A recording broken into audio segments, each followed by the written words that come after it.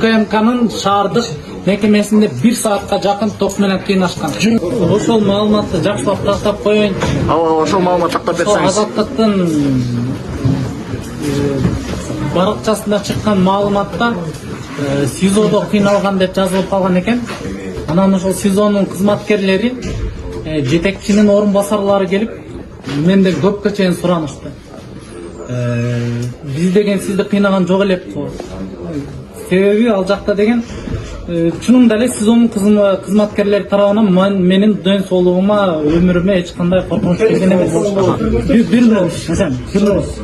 Анан алардын кандайдыр бир маалымат кырамет тарап калгандыгынан кандайдыр бир тиешеси жок адамдар жабыртап калбаш үчүн мен таптап койгон маалыматты УКМКда болгон кыйноо дагы бир жолу угуп алыңыздар. Мени 1 саат бою УКМКнын шаардык мекемесинде